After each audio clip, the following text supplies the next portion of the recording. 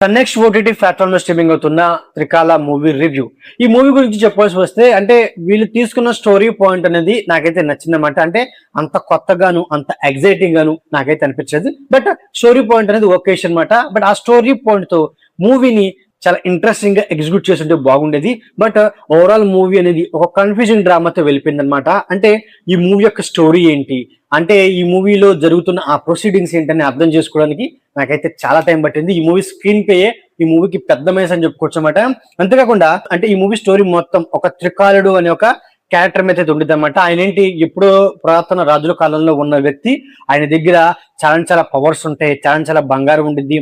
అంతేకాకుండా ఒక బలమైన ఒక శక్తి ఈట కూడా ఉండిద్ది. అలాంటి వ్యక్తిని ప్రజెంట్ లో ఉన్న కొందరు సాధువులు పూజ చేసి ఆ త్రికాలుడిని వెనక తీసుకురావాలని వాళ్ళ ప్రయత్నాలు వాళ్ళు చేస్తూ ఉంటారు. సో ఈ పాయింట్ అనేది నాకు చాలా ఇంట్రెస్టింగ్ ఉందన్నమాట. సో ఆ పాయింట్ మీద మూవీ అయితే వెళ్ళలేదన్నమాట. ఆ పాయింట్ ని కేవలం ఇంటర్వెల్ లో పరిచయం చేస్తారు, మళ్ళీ క్లైమాక్స్ లో ఆ పాయింట్ దగ్గర ఏదో కంక్లూజన్ చేస్తారు తప్పించి మిగతా మూవీ మొత్తం ఏదో ఒక పాయింట్ తో ఏదో ఒక స్టోరీతో, ముఖ్యంగా అరుంధతిలో గద్వాల్ భవనం ఉన్నట్టు ఈ మూవీలో కూడా ఒక భవనాన్ని క్రియేట్ చేసి ఆ భవనం చుట్టూ స్టోరీ పెడతారు. అండ్ అలాగే శంకరపల్లి గ్రామంలో సో కాటరమ్మ శాపమని వరుస చావులను చూపిస్తారు. మళ్ళీ క్లైమాక్స్ కి వచ్చేపాటికి ఇదంతా కేవలం భూముల కోసం చేస్తామని ఒక కంక్లూజ్ ఇస్తారు. అండ్ అలాగే మళ్ళీ క్లైమాక్స్ కి వచ్చేపాటికి ఆ త్రికాలుడు క్యారెక్టర్ కోసం ఒక గోస్ట్ హంట్ క్యారెక్టర్ చూపించేసి మూవీని ఏం చేసేస్తారనమాట. సో ఇట్టగా ఒక కన్ఫ్యూజింగ్ గా వెళ్ళింది తప్పించి ఎక్కడ అసలు హీరోకిను అండ్ అలాగే ఆ విలన్ కి ఉన్న కనెక్షన్ ఏంటి, అండ్ అలాగే హీరోకిను ఆ త్రికాలుడికి ఉన్న కనెక్షన్ ఏంటి, ముఖ్యంగా మెయిన్ గా ఏంటి విలన్ కిను అండ్ అలాగే త్రికాలుడికి కనెక్షన్ అయితే కలిపారనమాట. మరి అలాంటప్పుడు హీరో క్యారెక్టర్ ఎందుకు అనేది నాకు ఒక పెద్ద క్వశ్చన్ మార్క్ నాకైతే అనిపించింది అనమాట. మెయిన్ గా ఏంటంటే హీరో క్యారెక్టర్ ని ఏదో స్క్రీన్ స్పేస్ కోసం పెట్టిన ఫీలింగ్ లాగా నాకైతే అనిపించింది. హీరో క్యారెక్టర్ అంటే మాస్టర్ మహేంద్ర క్యారెక్టర్ అనేది అంత బలమైన క్యారెక్టర్ కాదని నాకైతే అనిపించింది అని చెప్పుకోవచ్చు అనమాట. అసలు ఫస్ట్ ఆఫ్ ఆల్ స్టోరీ గురించి సింపుల్ గా చెప్పాల్సి వస్తే ఒక బామ్మ తన మనవరాలకి ఈ త్రికాలుడు గురించి అండ్ అలాగే కర్మ సిద్ధాంతం గురించి, గో శాపం గురించి, సో ఇలాంటి పాయింట్ల గురించి చెప్పుకుంటూ వచ్చింది అనమాట. మరి అసలు ఈ త్రికాలుడికిను అండ్ అలాగే మన హీరోకి అండ్ అలాగే ఆ విలన్ కి ఉన్న కనెక్షన్ ఏంటని తెలుసుకోవాలి అంటే ఈ మూవీ చూడాల్సింది అనమాట.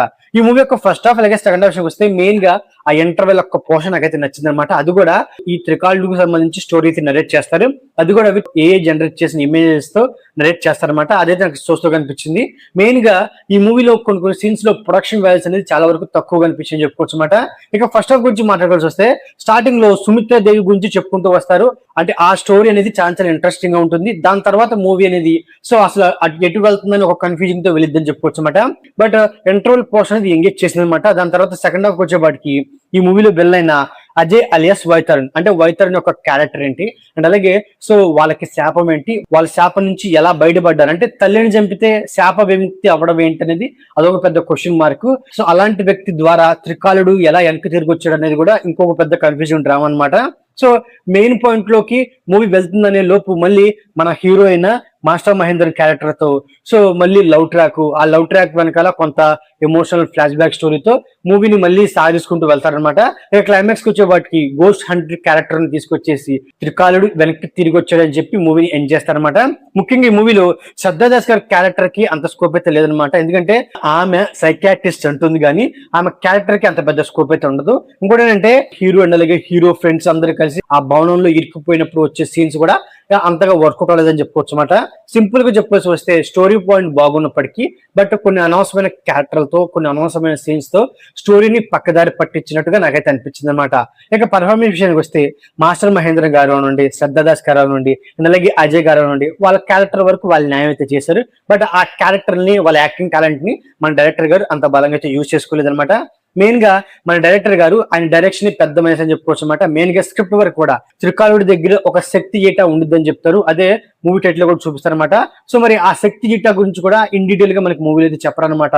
నాకు సింపుల్ గా ఒకటే అనిపిస్తుంది, తీసుకున్న స్టోరీ పాయింట్ కి ఒక బలమైన స్క్రిప్ట్, ఒక బలమైన స్క్రీన్ ప్లే ఉంటే ఈ మూవీ అనేది ఎంతో కొంత వర్కౌట్ అయ్యేదని నాకైతే అనిపించింది అని చెప్పుకోవచ్చు అనమాట.